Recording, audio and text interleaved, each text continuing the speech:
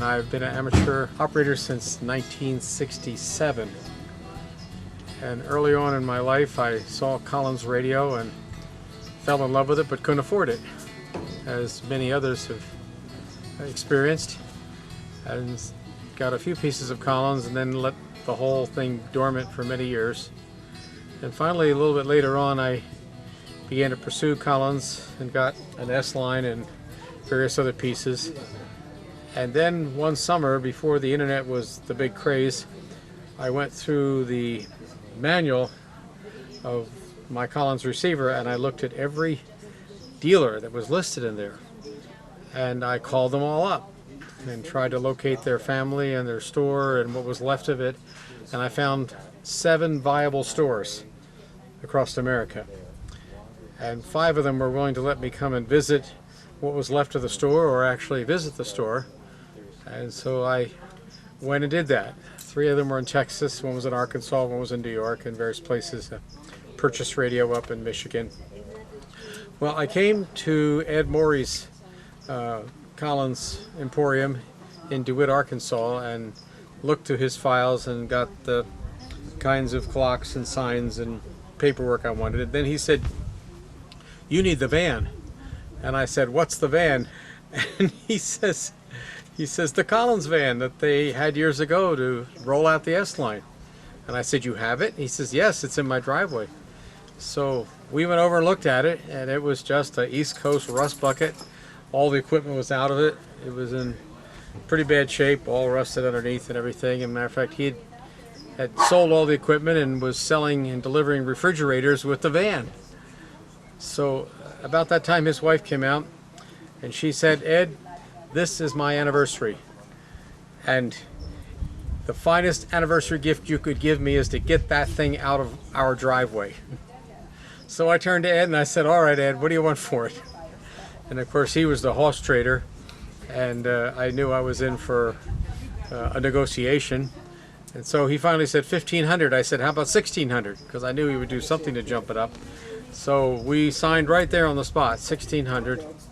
2 weeks later, I came back with a U-Haul truck, and we rolled the van in the truck. It wouldn't run at that point, and I drove it back to California. And over the next 5 years, I had a helper, and we bought all the equipment back. We did a full body restoration, new brakes, all the rust and so forth. We had to address all the obsolete parts of an old 64 Ford. And we had a few pictures from the factory from the old days, and we made it look just like the real thing. Had no schematics, still haven't found any schematics. What engineering we've done is reverse engineering of what we had. Some of the wiring is still the original wiring, but a lot of the things are replaced. They're the original speakers, but I had to put a new amplifier under the counter, and all the equipment is copacetic to the period and just what they had in the other van. And I began to collect the history. I interviewed a lot of people.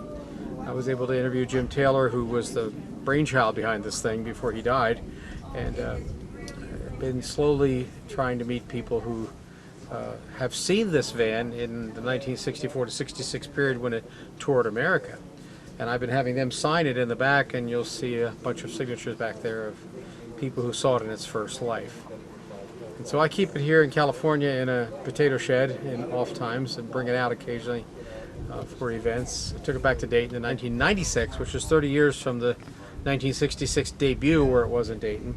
Took it back in 2008, and I've had it at various other places at events, including Pacificon here in California, and took it back to Cedar Rapids and put it in front of Building 120 where it was when it was brand new, and showed it to the current group of engineers who were going to relate to HF communication. They were all into digital software and so forth, but it was really a fun time to show it off back at Collins. So this is the Collins communication van.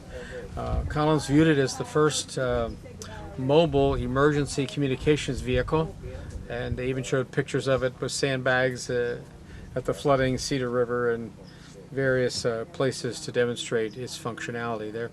Their genius was to drive it down the road with one operator using the KWM2 between the seats, the other back here running the S-line off the inverter in the back, And there's even an Amana air conditioner here which still works from way back in the 60s when it was installed. As they say, Amana repair guys are lonely. So another example.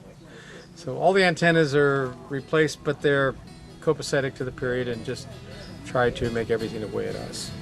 So that's the Collins van.